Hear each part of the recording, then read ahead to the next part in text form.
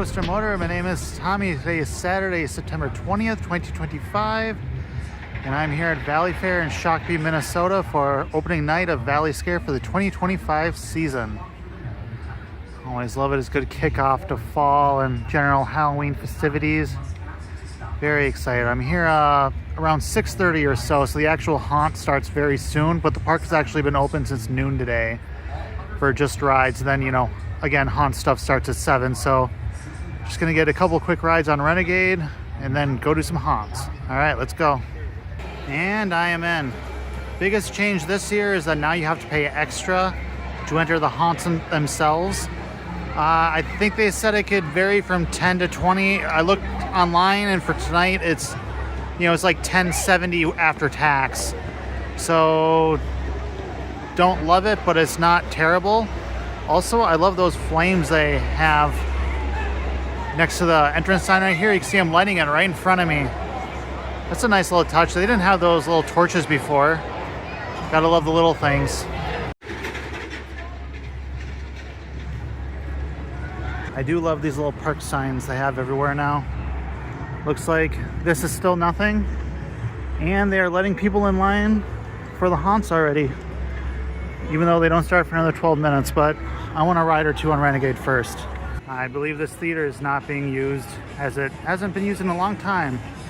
Also, just noticed Coasters Drive-In is Coasters Die-In.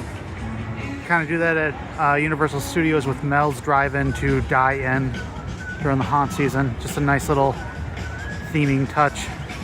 I don't know if they've done it in the past, but it's my first time noticing it. Also, I know in years past they've used this stage for like a hypnotism show, magic show maybe, or like a little dance party in this area, but it looks like this year there's nothing. Nothing is listed on the website, and looks like they have a bunch of little, you know, decorations on stage instead. I always love how the park will put a big skeleton on the water slide tower. It's a nice little touch. So I feel like in years past it was a larger skeleton, or maybe there were multiple skeletons up here, but I'll take what I can get. Looks like a temporary bar stand. The park seems to always want to increase their alcohol sales year over year. I'm assuming I will see more temporary bar stands. And then right here we have the water park with the sign for the 2026 attraction, which has yet to be announced. Absolutely nothing in the Six Flags / Cedar Fair chain. I mean, it's Six Flags chain, but it feels awkward to call it all Six Flags. Has been announced for 2026 officially. They're just teasing it. According to some trademark data, whatever, people online say the heavy rumors that they're going to rename the water park Superior Shores and add a bunch of stuff to it. As I walk up here, we will see some construction. Mr. Cleavers is already building a line. That opens up in less than 10 minutes. I love this little Pumpkin Man band. Then you got another teaser sign right there for the 2026 edition. And then construction walls. It looks like the old Looping Starship site is finally getting used. It's actually like a fairly good turnaround for this park. Usually these sites sit dormant longer than that, but Looping Starship had a special place in my heart, so I'm happy to see it actually move on a little bit quicker. Oh yeah, big construction zone. It definitely looks like they're using this big plot of land. Should be a very significant addition to the water park next year. Hurricane Falls looks untouched still. From what I've heard, the Lazy River is still untouched. But other than that, everything to the right is basically going to be brand new next year. It's pretty wild to see all of that demolished. You can tell right over there stood Senor Vargas, little food stand, and that is now gone. Yeah, this is easily the biggest addition to the park in a long time. They haven't actually added anything since 2019. So that's like a 7-year gap between the park adding like literally anything. So I'll kind of take what I can get. Good old Renegade. Just a ride or two. Oh yeah, empty tunnel. Definitely gonna get a ride or two.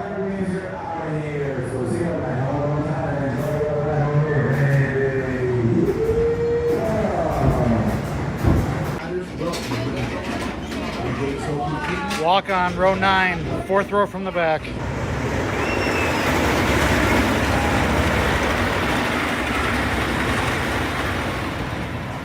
Row 2 this time.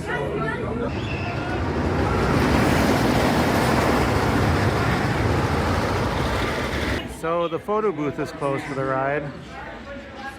And then Excalibur, as always, is cut off, though it's cut off with a little bit more of a secure cutoff than in years past. Renegade's running extremely well. It seems like the last couple years, every time I ride it, it's running a little bit better, a little bit faster. I've been getting a lot of air on it these days. It's a great, great ride. I actually got a little bit more air closer to the front than closer to the back this time, which is unusual as far as my experience goes. All right, time to do some haunts. Okay, the Chateau will be my first one. Just bought the Haunted Attractions Pass. Came out to $10.84 after tax, not too bad. It is unlimited as well. Thankfully, I read the fine print quick before I really got in the queue. You do need a wristband. You got to redeem it at basically any store, but this one is completely out of wristband despite it being opening night. So I could wait here. I go check out another one, but I'm gonna go check out another one because I don't know. Seems like a better idea. Okay, had to go to the front of the park, find a place, get a wristband. That little stand over there. And now that I'm over here, I'm gonna go back here. So just 2 mazes back in this area, and the entrance is just on the other side of the Lucky Loon. I should say it had Blood on the Boundary Waters on there as well, which is weird because I don't think that's back here, and I think it's a scare zone now. Also, the supposed 2026 roller coaster site is still nothing. I mean, obviously it's the water park edition coming next year, so maybe 2027. At this point, I'm thinking 2028. Like, man, how much more can this still be under consideration before it just doesn't happen? Nice eerie vibe back here. Usually I like waiting till it's dark, but it's, I would say, just dark enough to be back in this area. This path splits off right here, but I don't know what's down there, if that's Blood on the Boundary Waters or what. Usually I would start with Undertakers in this back area, but I'm gonna start with Berserkers since that is entirely indoors and Undertakers is partially outdoors. Okay, Berserkers. Good old looping starship. Still serves as a nice little decoration. But yeah, there's basically zero line you can see up there. Berserkers really does have one of the best maze entrances. Nice little ambiance here underneath the tent. Okay, so Berserkers.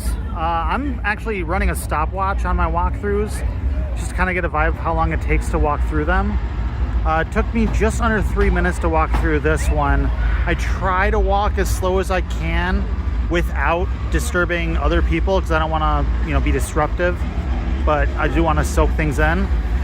There did seem to be plenty of scare actors, but I did not get scared myself.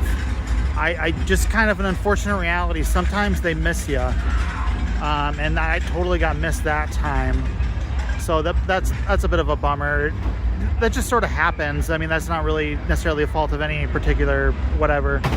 Set design on this felt like it's been better in years past. I don't know if something changed.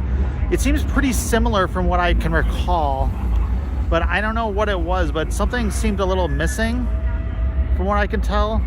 I don't know what it was, but I'm having a hard time saying what they may have changed because the layout seemed about the same as it was in years past too. I do love the isolated ambiance back here.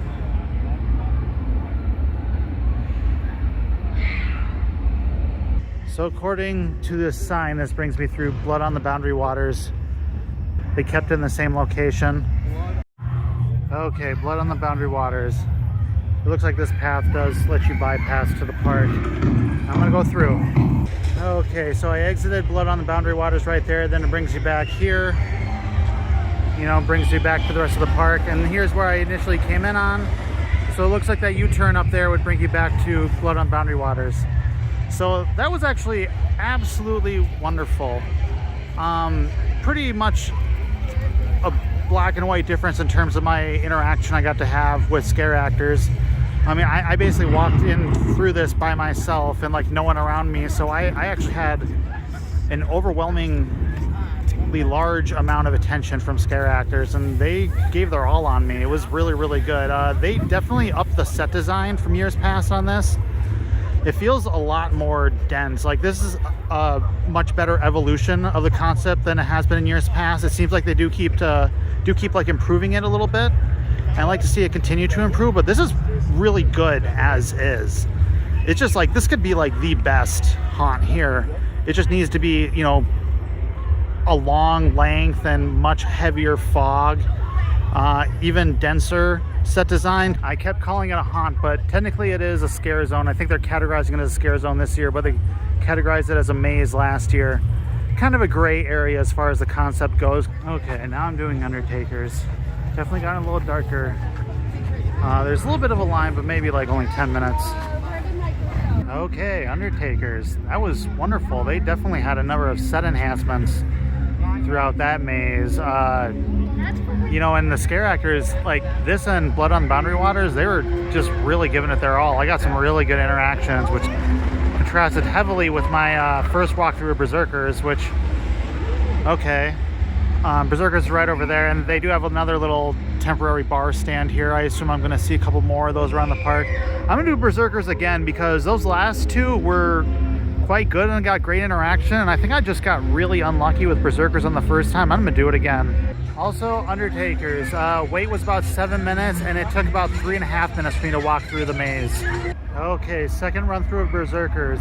It was about a 10-minute wait, and it took almost 4 minutes, so almost a minute longer than the first walkthrough. I was kind of slowed down by the group in front of me, so I was sort of forced to go slower this time.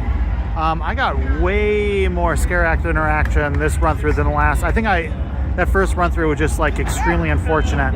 There's a lot of scare actors all throughout this. Definitely feels like something. You know, I don't think it changed much, if at all, compared to last year in terms of the layout and the set design and stuff like that. But for some reason, I feel like it's missing a little bit more. Like, I don't know, the atmosphere marker isn't quite there compared to Undertakers and Blood on the Boundary Waters. Like, because Vikings are such a great theme, but it doesn't feel as much Viking to me. I don't know, it feels like sort of like its own categorization of some sort of creature set design that doesn't quite make me think Viking. I mean, other than some horns and some helmets, I don't feel like there's anything that screams Viking to me personally. But the scare actor is doing a really good job. I've never been like stalked so much as I have tonight so far. I like the sensation of having someone stalking me and like ready to jump out at me, or even following me after they scare me, and then even like saying stuff to me. And yeah, I'm getting a lot of that tonight, like way more than I ever have in the past, and I really, really like that. Doing Blood on the Boundary Waters again. I hope it's as good as it was last time. I love how you can see Undertakers from back here. They really put a lot of effort into the general design of a open graveyard walkthrough. I love the isolation back here. Yeah, that walkthrough was about 2.5 minutes. I think I forgot to record it the first time. That was definitely not as good as the first walkthrough. I don't know, I just kind of didn't get as good interactions that time. It's still really good set design though, but you know, it kind of shows that a lot of what really makes these haunts or mazes or whatever is a scare actor interaction. And that time, I don't know, just the timing just ended up being a little bit off for a lot of the stuff the scare actors were doing on that go through, for me at least. But that happens. It's, you know, can't always bat 1,000. Oh yeah, back in with the rest of the park, and they have another one of these bars. There's 3 of them by my count. And according to these signs, just to make it clear, but Blood on the Boundary Waters is listed as a scare zone. So essentially they don't have someone controlling the entrance and exits of it like they do with the mazes proper.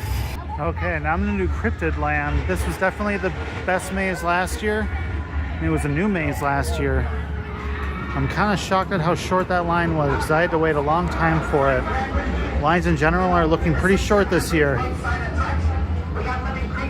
So there was 0 wait, and it took me just over 4 minutes to walk through that.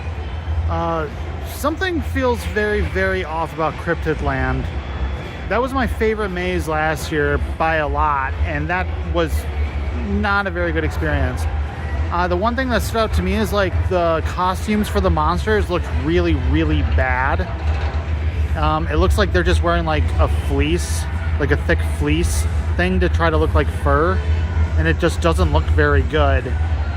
I don't know what happened, like, because I remember loving this and thinking it was so good last year, and I can see the skeleton of it, but it seems like there's something, I don't know if they just, some effects, something aren't working or something. I'm not sure what it is, because the only difference is it feels like the costumes for the monsters are a big downgrade, and you also kind of need like a big person to be wearing these costumes, and the people they have wearing them are kind of average looking. You need, you know, like whoever's wearing like a Bigfoot-ish type costume needs to be like 6'3", 6'2", maybe at a minimum, to like really pull that off at all. Ideally bigger than that, but you know, it's kind of hard to find big scare actors sometimes. But I don't know, something about this did not work. Disappointing. Okay, so right here on the left side of the park, as you enter and walk through, you take a left. This side, I'm facing backwards through it. This is kind of like the remnants of the pumpkin forest. It used to be kind of one of my favorite things at ValleyScare, but then they kind of, I don't know, reduced how much lighting they had, or maybe some of it went bad or whatever. Anyways, this is kind of like the remnants of it. It used to be over here where it worked much better, and it was a beautiful little walkthrough. But now this is like some weird witches covenant scare zone. Last year was like some radioactive toxic mutant scare zone. None of them have been very good. This one might be slightly better because it's slightly better set design.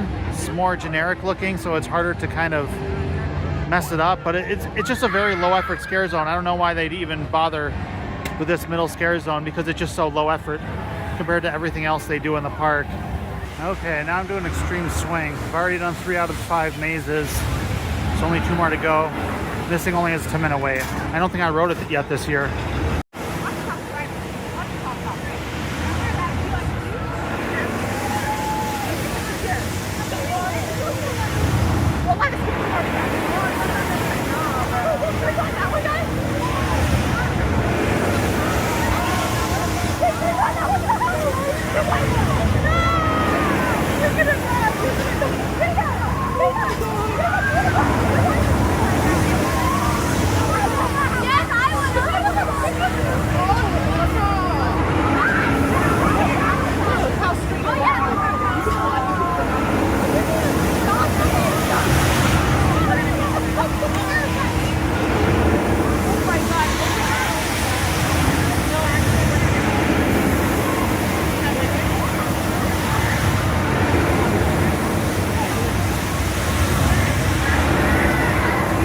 I don't ride this ride enough.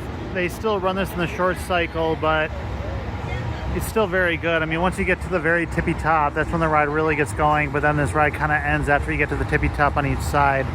And it should be like 4, 5, 6 times on each side, and that'd be a more, you know, full experience. But oh well, I got to be on the way where I'm facing the way I am facing now, so that when you go up here, you're facing down at me, down over the walkway, down over guests, which I find to be a little bit more thrilling of a view versus being over that, you know, kind of energy maintenance building, whatever, over there.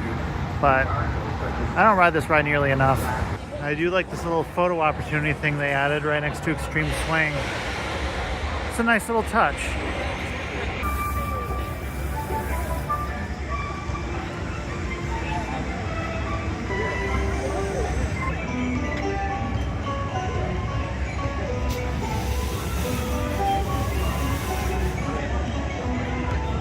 Mr. Cleavers is quite the shoreline. Okay, Mr. Cleavers. That was just under 4 minutes. Honestly, one of the better run-throughs I've ever had of Mr. Cleavers. I had good scare actor interactions. It's kind of been the theme tonight, except for the first Berserkers and my last Cryptid Land. I'll probably have to try Cryptid Land again. Maybe I got just kind of unlucky. I don't know. Something about that fell off.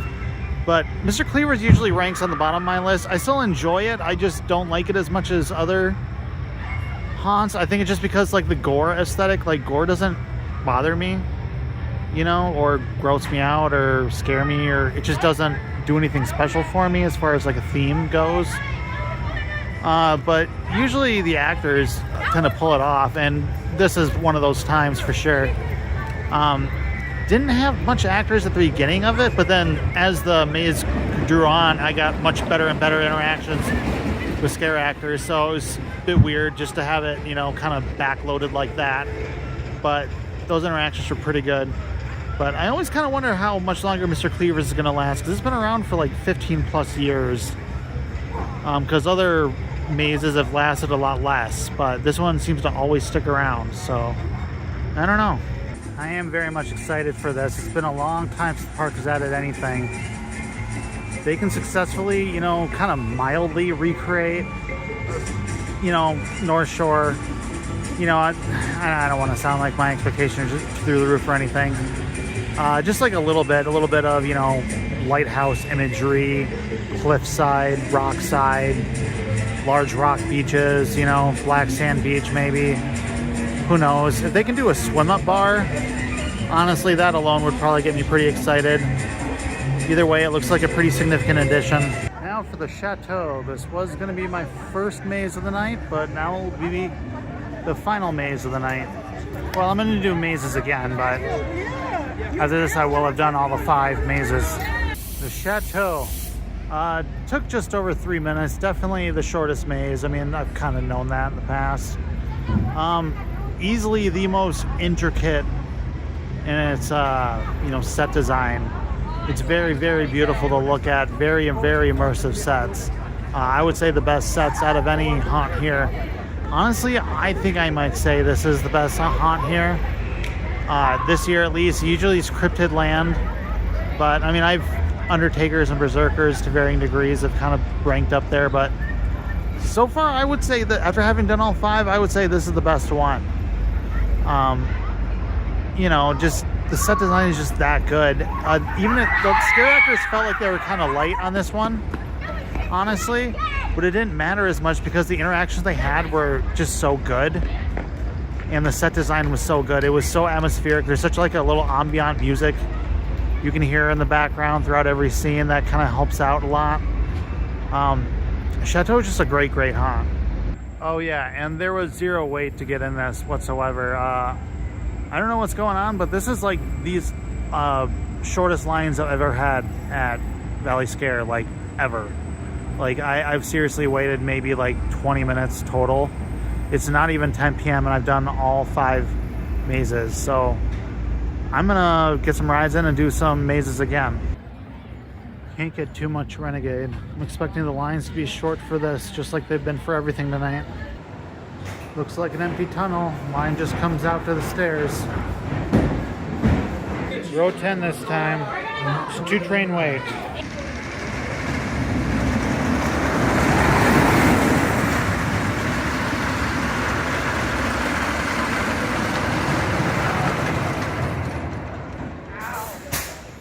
Welcome to Renegade.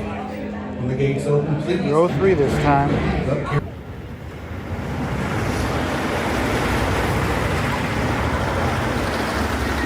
Gates open, please. Row 10 again.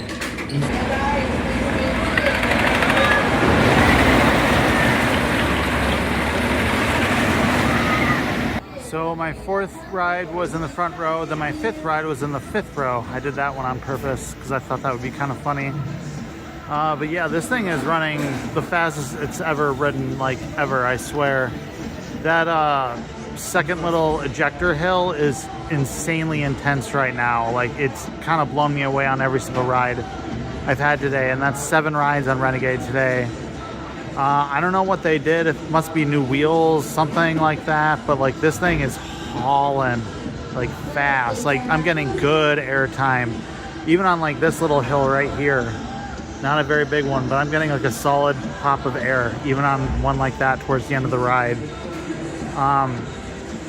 Yeah, I mean, I've kind of gone back and forth raking Viper ahead of this or this ahead of Viper. Right now I'd have to put this ahead of Viper. Even though I've had some great rides on that, but this is the much smoother, faster ride, and Viper is much more kind of out of control, but I love them both. Okay, one more run through of the Chateau. Yeah, that was like a 2.5 minute walkthrough. That was really quick, but that felt very, very intense. The park is like dead right now, so I'm just walking up to it. So the scare actors are going to give you quite a bit of attention, so that was very, very good. Definitely, you know, when you're the only one in the maze, it feels like there's a ton of scare actors. It's pretty cool, honestly. Like, damn, that was fun. Okay, Mr. Cleavers again. Obviously, it's weird how they don't run Man Mouse during Haunt, but whatever, and they use its queue as part of Mr. Cleaver's queue. Oh well, they do what they do, but yeah, there's 0 people in line. Yeah, Mr. Cleavers, that was a solid 3 minutes. Honestly, any haunt is just elevated quite a bit when you're like one of the only ones in there. It's pretty fun when the monsters, scare actors, you know, they can just straight harass you and like stalk you and follow you. You're like almost trying to get away from them, but you know, and then once you get away from one, then you run into another. Man, don't often get to be the only person inside of a haunted house like that when you're outnumbered by scare actors, but that is fun.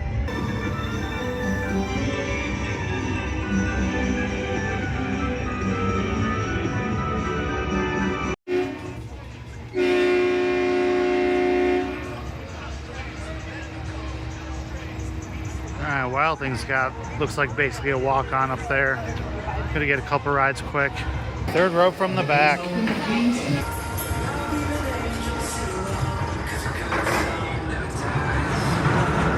Yeah, Wild Thing is running great. I hope they finish that paint job in the off-season so it looks all completely shiny and new for next year. But it's running really smooth. Like, I mean, all the coasters here, it seems like over the last few years they've just been doing enough maintenance work to really kind of get them running a little bit faster. Gotta appreciate that.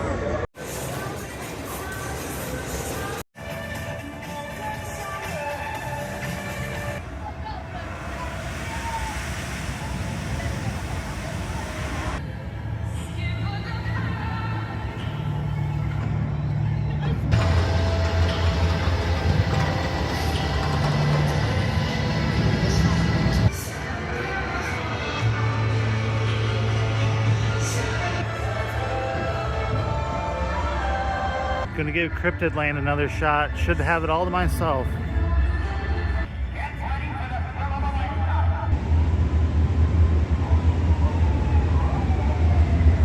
Okay, that was much better than the first time. I don't know what it was. It was like every scare actor just, the rhythm didn't coordinate with me and I didn't really, I don't know.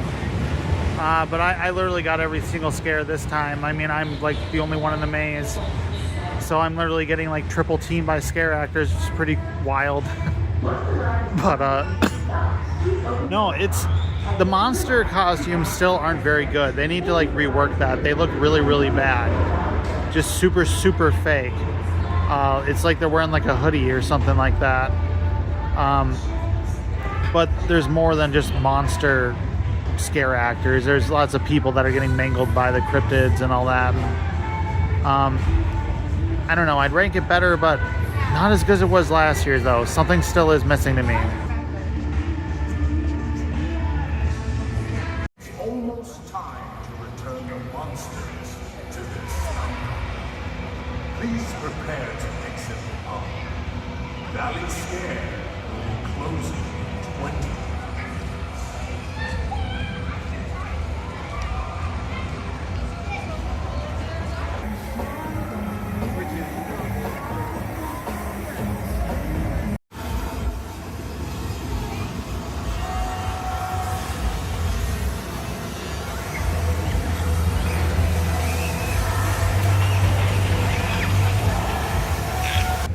Okay, now I'm gonna go do these back mazes.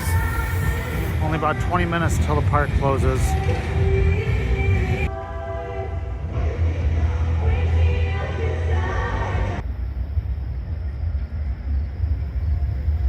So if I'm understanding the map correctly, if I take this path right here, there's also a little scare zone. Must not be very much, I'm guessing, if at all. Yeah, I just made it to the other side and it's nothing. Just brings you to the front of Blood on the Boundary Waters, which is right there. Okay, now Undertakers. This is the only maze I've not done twice.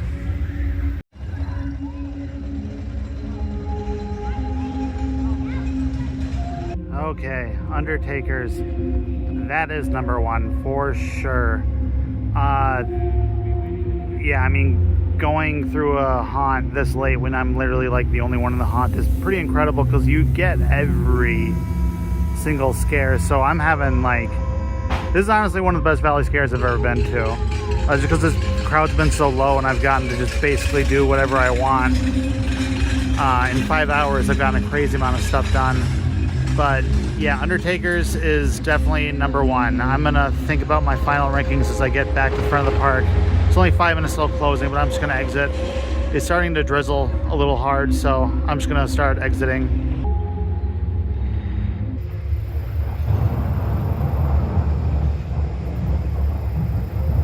And that is it for today. What a wonderful night at ValleyScare. I got like way more done than I've ever gotten on any other visit ValleyScare ever. I did every haunt that I want to do twice. A bunch of rides on Wild Thing and Renegade. A ride on Xtreme Swing. It's a huge win. 5 hours, that's a ton I got done. So final rankings. And I do want to say I enjoyed all the haunts, especially because I got to be like the only one in them. For a lot of them, like that was truly special. Like when you get that type of attention from the scare actors, like this is like the most scares I've ever gotten a night, like ever. This is a ton of fun. All the haunts are worth doing, but this is just how I'd rank them. Number one, Undertakers for sure. I'm sticking with that. Number two would be Chateau. That set design was just incredible. Very well designed scenes too. Very interesting. Number three, I'm actually going to say Blood on the Boundary Waters. I'm including that in this ranking, so I'm ranking 6. Blood on the Boundary Waters, it's technically a scare zone, but last year they classified it as a maze. So I don't know. I mean, I'm going to rank it in this listing because I feel like it. I really liked it like a lot. I thought they made a lot of improvements to this year. Number 4 would be Cryptid Land. It's kind of like a surprise. I thought that was for sure going to be the number 1 again, just like it was last year, but I don't know what it was. I mean, the second time I went through was definitely better, but you could tell there's something off the rhythm. The monsters' costumes do not look good. I don't know what it is, but something feels different to this year. Number 5 would be Berserkers. It was definitely better the second go around, but I don't know, it didn't really go anywhere too crazy for me. That one just, I don't know. You know what? Actually, I'm gonna swap this around. I'm gonna put Mr. Cleavers at number 5 and Berserkers at 6. Because that second go around I had on Mr. Cleavers was actually quite good. I don't know, something about the charm of it, the creepiness of how enthusiastic the staff are. Scare actors as they, you know, serve you human meat. I like it. It's delicious. But yeah, I'm gonna rank that as number 5 actually. I usually put Mr. Cleavers at the bottom, but I'm actually gonna raise it up a notch this year. Why not? But oh well, I'll definitely be coming back to ValleyScare at least once more this year. I have a big backlog of videos. I have a Valley Fair video from July 1st I still need to work on. I have 2 Six Flags Great America videos. I have a number of videos from a New Orleans trip back in July. But ValleyScare is kind of priority, and then Valley Fair after that, then Six Flags, then New Orleans trip. So eventually I'll get them all edited. It's been a very, very busy summer with work, and I had to kind of put editing on the back shelf for a little bit, but oh well. Got to film another video tonight. Gotta love ValleyScare. Thank you much for watching. Goodbye.